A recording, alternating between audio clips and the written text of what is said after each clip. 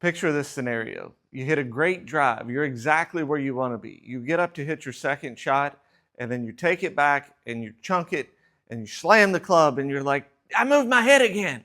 Or somebody in your group says, oh, moved your head. When that's probably not what actually happened.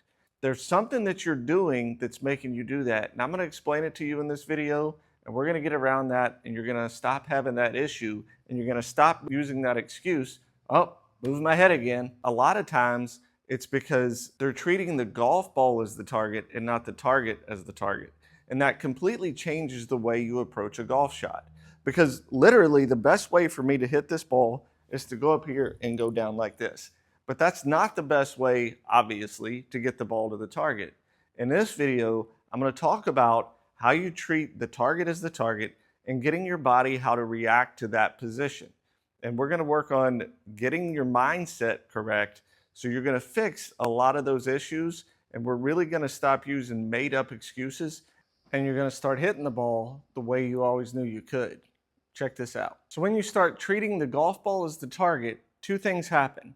You start going up and down and reacting to the golf ball, and you start trying to help it with your hands, or you start trying to square the club face up with the golf ball during the swing. Both of those things are going to make it really, really tough to get to the ball square. But when you start reacting to the target as the target, you automatically become more athletic because you're reacting to something way out here versus something right here. And then we can work on keeping the club square by thinking of square related to your body. And let's get into it now. First things first, let's talk about the weight shift back and through that's going to make you more athletic and get more power moving into the golf ball. So if I'm throwing something out to the target, I'm going to load up, I'm going to rotate my body, I'm going to use rotational force to help get power and release it through. If I'm throwing a ball right here, I'm just going to go like this. There's no turn required except going up and down. That's not going to help get it this way. So when you're loading up, you want to turn back into the instep of your right foot, and you got to load up on the right side if you're a right-handed golfer, because you can't get off the right side if you never get on the right side. And I'm not talking about a big shift. You're just loading up, getting the weight into the instep so you can rotate back through. If you slide on the way back, you're getting out of position, you're making it tougher to get back to the ball. So the move is loading up, thinking about getting back through. And to do that, we got to stay level with the head. Going up and down, again, it's getting back to relating to the golf ball as the target. So what does that actually feel like to load up onto the instep and be ready to push back through? It's a simple drill. So what I want you to do is set up to the golf ball, feet roughly shoulder width apart, and we're just going to make back swings, trying to get your lead shoulder, your left shoulder for a right-handed golfer, behind the golf ball. And as you do that, pick the right foot up and go up to your knee. This will keep you from swaying to the outside, because if you get on the outside of your foot, you're just going to keep going. So we want to work on getting a turn, get behind, and stay on the instep so you can rotate back through. And that's the first step in order to get more power and to be able to deliver the club into the back of the ball with more power. The second thing we have to do to get the good ball contact and the compression we want moving into the ball is we want to hit the golf ball, then the ground.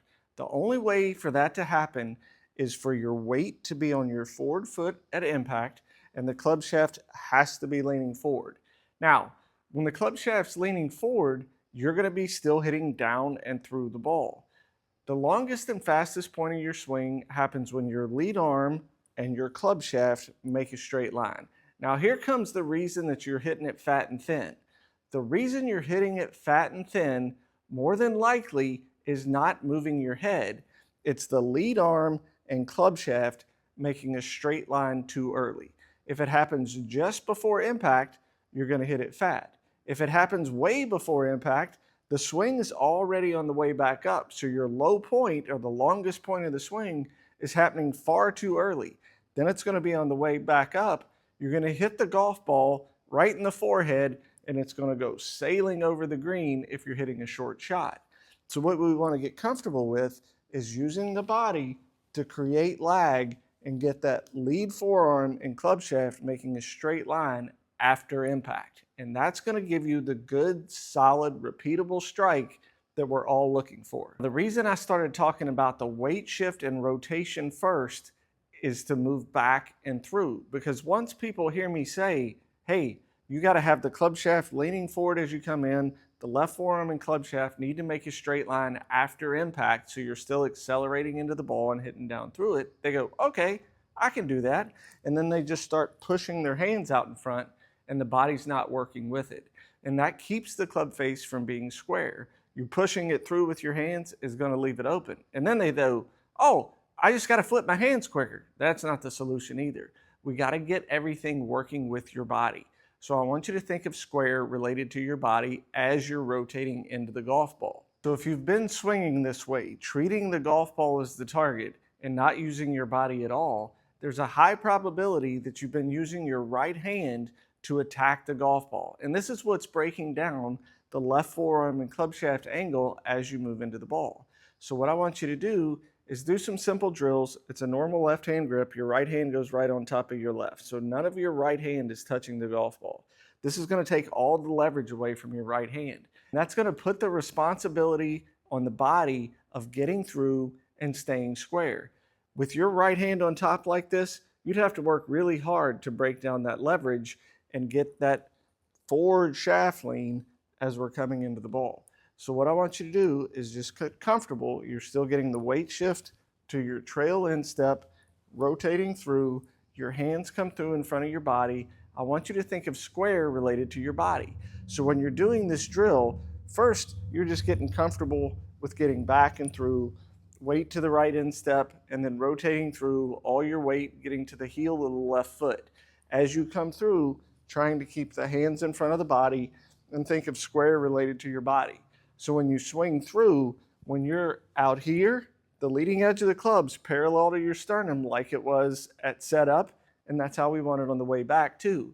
We're trying to get your hands out of the swing and just use your body to keep the club square and create power. I want to slow it down so you can have a look at what happens in the swing when you have your right hand on top like that and you use the body to get through. Remember, when you're doing the drill, you have your right hand on top of your left, so none of your right hand's touching the club. That's going to take all the leverage away from your right hand. And you can watch as I finish taking it back, my legs start driving through, and that's what's creating the lag, not pushing your hands through impact. Coming through, keep the club square to your body as you rotate through. Now, once you've worked on this combination of drills, you're going to have a more centered swing. You're going to have a swing that is creating power by using your body, and you're going to keep the club square a lot longer. And then when you hit balls, it's going to look like this.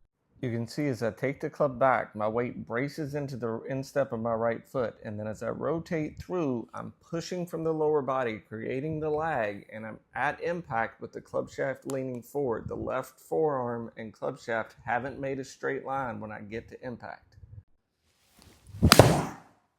Hope that educates your game. I'll talk to you soon.